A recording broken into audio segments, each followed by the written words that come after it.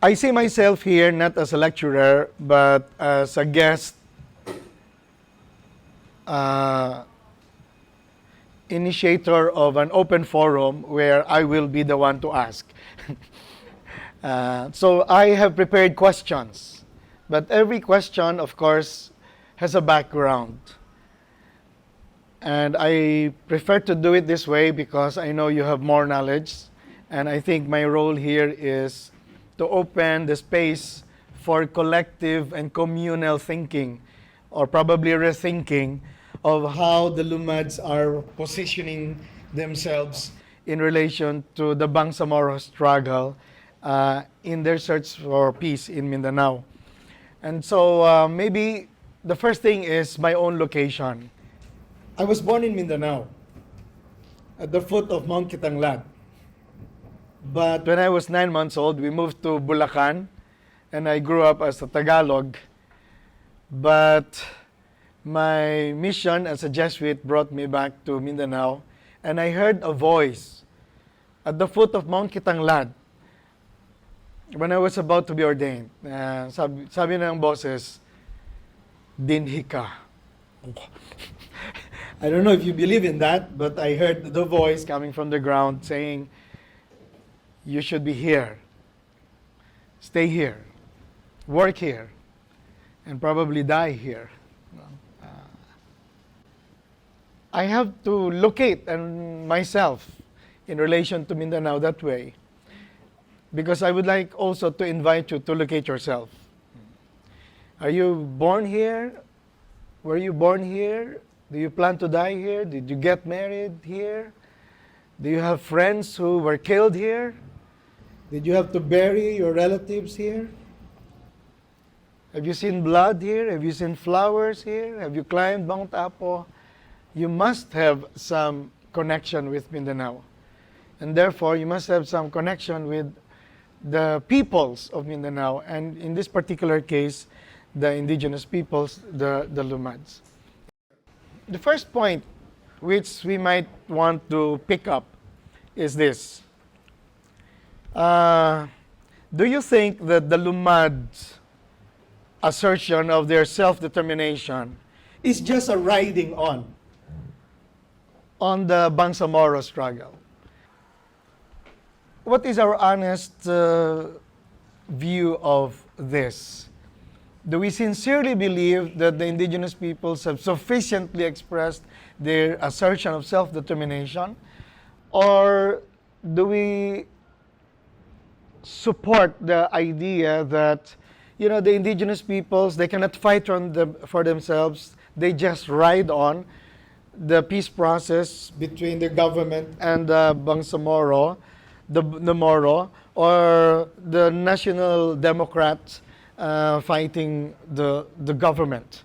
And then they just try to insert, because they cannot wage a whole massive political mobilization, and therefore they would ask for some coins in the wealth sharing annex and the power sharing thing, because they don't have their own big struggle to really defend their own cause.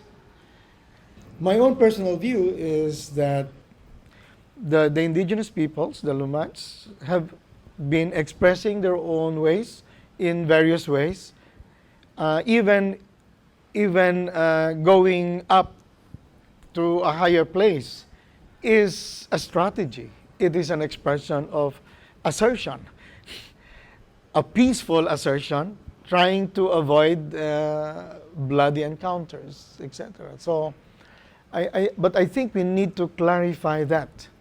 Do we recognize the moves, no matter how salient and silent their expressions may be?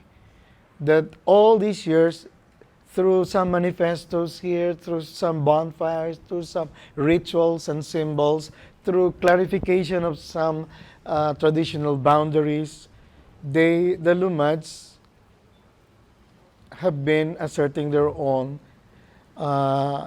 indigenous identities, political structure in their own way. And therefore, we must have a different way of measuring the effectivity of their own assertion.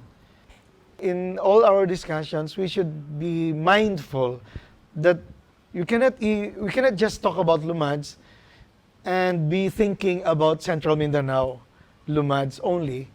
Ganyan.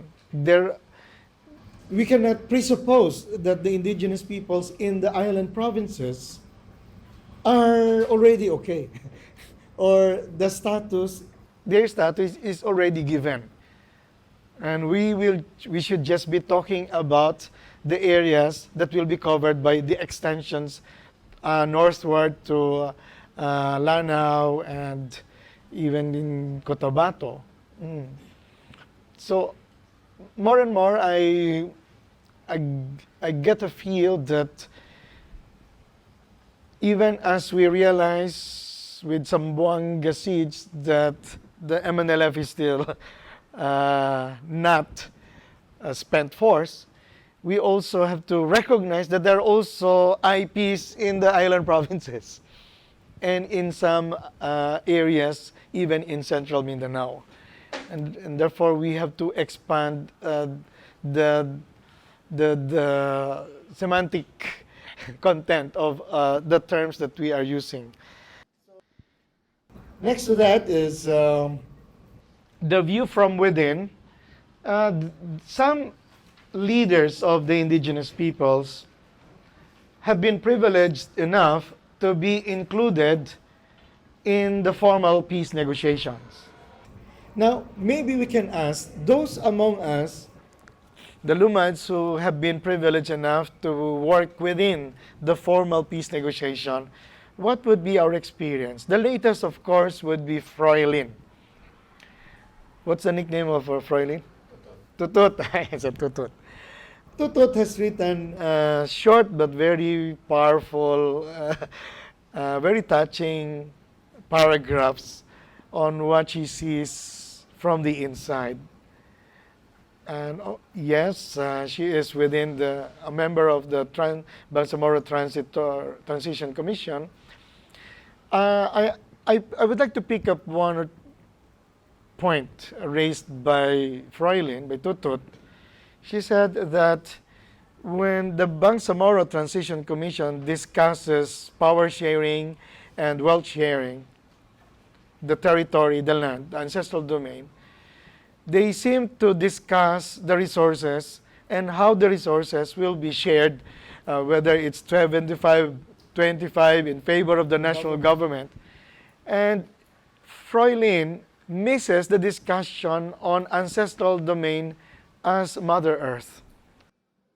And so I felt that, Tutut was bringing in an indigenous sensitivity to the understanding of ancestral domain, which apparently is missing in the annex of the power sharing and probably in wealth sharing as well. The other point I'd like to invite you to reflect on would be the strategic and legislative intervention. Now, after the peace, the framework agreement has been drafted, the next documents that will be produced will be the annexes, and then the formulation of the draft of the Bangsamoro Basic Law, which will be submitted to Congress. It will be rehashed for ratification through plebiscite. Now, this is a very technical procedure. Where are the critical points in this whole process? And how can the Lumads enter into that process? Into the drafting of the annexes, into the drafting of the Bangsamoro Basic Law, in the submission to Congress. Do we have enough Lumads or IPs to defend or to question the Bangsamoro Basic Law draft in Congress? And do we have enough resources for campaigning for the Lumads' decision or judgment on the draft Bangsamoro Basic Law, whichever way, whether to promote it, to campaign for it, or to raise some questions? So what could be the Lumad strategies? And who could be their champions? Do we have IP champions in the Senate? Do we have IP champions in Congress, in the media? Can we invite, for example, Grace Poe to be the Lumad champion? Or is it going to be Lauren Legarda? Now, I'd like to introduce another angle here. Now, if we take this whole peace process from the perspective of the Lumads, then we will realize that the Lumads are facing not just the Moro issue, but also the communists, the NPAs. And so maybe from the perspectives of the Lumads, we may have to compare the peace processes between the government and the Moro Islamic Liberation Front, plus the MNLF. And on the other side, especially eastern, northern, and southern Mindanao, between the government and the National Democratic Front, with other variations like the RPM, ABB, Alex Bongkayo Brigade. No? What would be the difference of the experiences of the Lumads in their dealing with the two armed conflicts and the two peace processes? I am part of the government team that drafted the socio-economic reform agenda of the government that we would like to propose to the National Democratic Front. When we went to Oslo 2 years ago, we presented our framework. The framework, coming from the government, was composed of 6 chapters. And the National Democratic Front was surprised that in the 6 chapters, 1 chapter was on indigenous peoples and another chapter was on environment. If you look at the framework of the National Democratic Front, the IPs were mentioned in the small section of the marginalized sectors. Now, it looks like on the draft, it looks like the Lumads have better representation in the government proposal to the National Democratic Front. I don't see it happening in the government framework in dealing with the Moro Islamic Liberation Front. So what is happening here? Now, if we are rethinking the whole peace strategy of the Lumads as they confront both, the two multi-front armed conflicts and multifaceted peace processes, how would the Lumads improve or rethink their strategy for searching peace in Mindanao? Given this situation, I'd like to throw an idea, and this is it. It seems so pathetic that the Lumads are trying to get some coins in the whole government negotiation with the Moro Islamic Liberation Front and the government negotiation with the National Democratic Front. What if we take IPRA itself as the signed peace agreement? What if we consider that actually the Lumads do not have to bother with this barya that they can get from these two peace processes, but assert that, like the MNLF, they already have IPRA, that the IPRA is equivalent to the MNLF final peace agreement. It's just that IPRA has not been seen as a peace agreement, and it has not been really taken seriously for implementation. You know, I got this idea when I reviewed the response of the Supreme Court when several quarters challenged the constitutionality of the Indigenous Peoples' Rights Act. And the argument was that the IPRA was too much of an affirmative action, too much giving way to the indigenous peoples. And the response of the Supreme Court was, what do you expect? This document is meant to correct historical injustice. Haven't we heard about correcting historical justice? That's right. That is in the discussion of the peace talks with the Bangsamoro. What they want is a document that will correct the historical injustice. But the Lumad already has a document. It talks about territory, it talks about rights, it talks about resources, it talks about representation, including the indigenous people's mandatory representation in local government, which is bigger than a simple representation as party list. My God, this is a peace agreement. If we assert that as our peace agreement, or as the Lumad peace agreement, and just bat for greater implementation? Now, of course, we will have some legal battles here. I'm not a lawyer. Maybe I'm stupid to be throwing this idea. But suppose the indigenous peoples are not mentioned at all in the wealth sharing, are not mentioned at all in the power sharing.